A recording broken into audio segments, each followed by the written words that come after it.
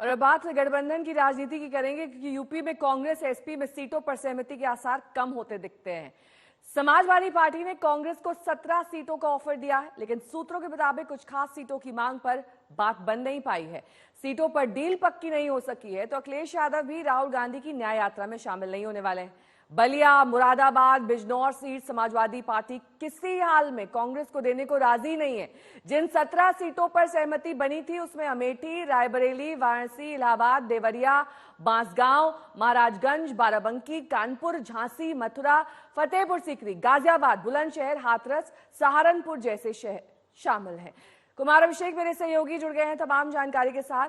कुमार, देखिए, अब ये जो इंडिया गठबंधन था ना, अलग अलग राज्यों में खटाई में पड़ता हुआ दिखाई दे रहा है, और जो बात कही थी बीजेपी ने वो स्पष्ट तौर पर सामने आ रही है कि जैसे ही सीट बंटवारे की बात होगी सब अलग थलग हो जाएंगे। बिल्कुल नेहा, जो स्थितियां बनती हुई दिख रही हैं, ऐसा लगता है जैसे उत्तर प्रदेश में भी शायद कांग्रेस और समाजवादी पार्टी का गठबंधन नहीं होगा।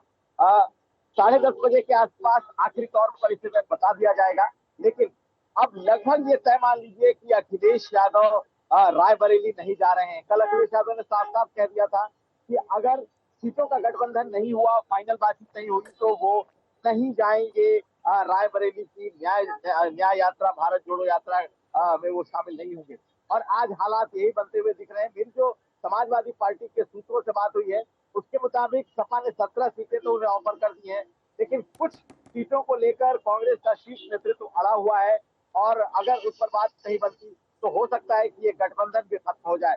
तो बहुत मुमकिन है कि उत्तर प्रदेश में कांग्रेस पार्टी आपको अकेली लड़ती हुई दिखेगी या फिर अलग गठबंधन में दिखेगी। लेकिन अभी कुछ हमें इंतजार करना होगा, क्योंकि आज का दिन बहुत अहम है।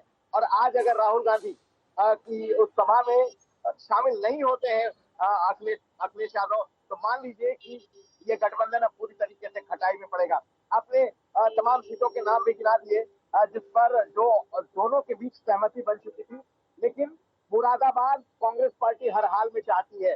जो मेयर का चुनाव हुआ था, कांग्रेस पार्टी नंबर 2 पर थी, मुस्लिम बहुल क्षेत्र है, और कांग्रेस चाहती है कि इस सीट को वो हर हाल में ले। साथ साथ बिजनौर चाहती है, और बलिया, हालांकि बलिया पर अब उतना जोर नहीं है, लेकिन बिजनौर और मुरादाबाद जैसी सीटें कांग्रेस पार्टी हर हाल में चाह रही थी, और ये आपस में बहुत बड़ा एक बोन ऑफ कंटेंशन बन चुका है।